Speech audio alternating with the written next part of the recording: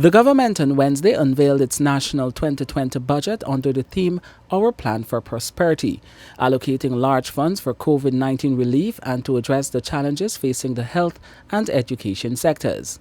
Public Works Minister Juan Edghill spent several hours reading out the government's plan for the rest of this fiscal year in the National Assembly, but to the empty seats where APNU-AFC coalition opposition should have occupied. The APNU-AFC members of parliament stayed away from the presentation of the budget with no explanation offered. Notwithstanding, the government pushed ahead with its presentation of the emergency budget, which is pegged at an estimated $330 billion, some 10% more than the last budget.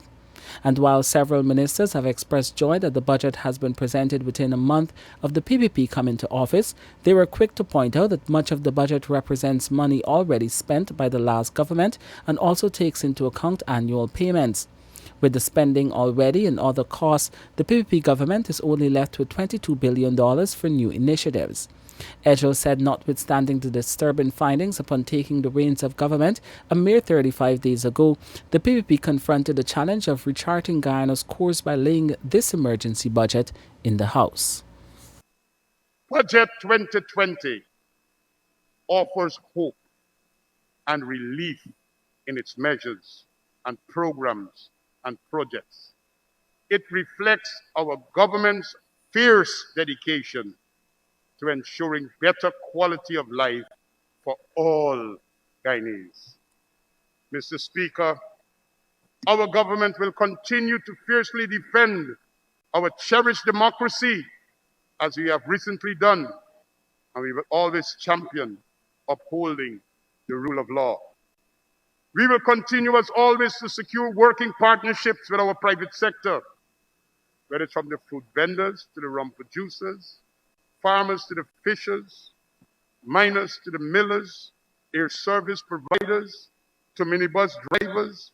We will work within the public sector with all diligent public servants, including soldiers, police, educators, and health workers, especially those who are on the front line, to ensure effective delivery of public service to all Guyanese, particularly at this crucial time.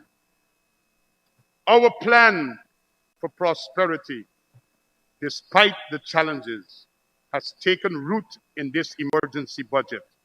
The budget includes $7 billion for COVID-19 relief and a $5 billion subsidy for the Guyana Sugar Corporation, GuySuCo. A whopping 31.5% of the overall budget was allocated for health and education, with significant sums set aside for redefining the sectors in response to COVID-19.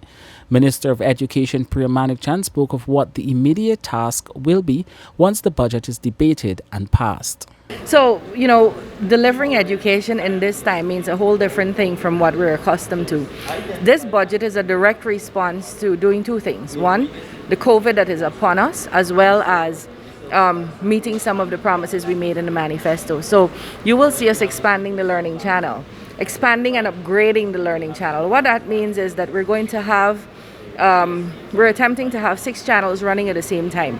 So you could have grade 1 tune into this channel, grade 2 to this channel, grade 3 to this channel, and have programming all day. The budget also provides money for us to make sure our infrastructure is ready for kids when they go back into schools, because going back into school is inevitable. We should get that in our heads that we are going to be returning to schools, and COVID will, from all appearances, be with us for a while. So when we get into those schools, we need to make sure our kids can wash their hands frequently, that there's running water, that there are toilets that flush, that there's enough signage. The minister who presented mentioned that specifically. Those things cost money. And so we have specific provisions in this budget to be able to do that. Health will receive a total of $51.7 billion or 15.7% to carry out its work for the remainder of this fiscal year, while education will receive $52 billion or 15.8%. The government has also set aside some $34.4 billion in the 2020 budget for transformational infrastructure and includes the construction of new roads and bridges. The PPP said its plan for prosperity, despite the challenges, has taken root in this emergency budget, and Budget 2021 will outline the transformative agenda for the medium term, one that is inclusionary and participatory in its architecture and implementation. We have to intentionally work on reversing the trend within our social political landscape. And I'm reminded by a quote of William J. Brennan Jr., former Associate Justice of the U.S. Supreme Court. We must meet the challenges rather than wish they were not before us.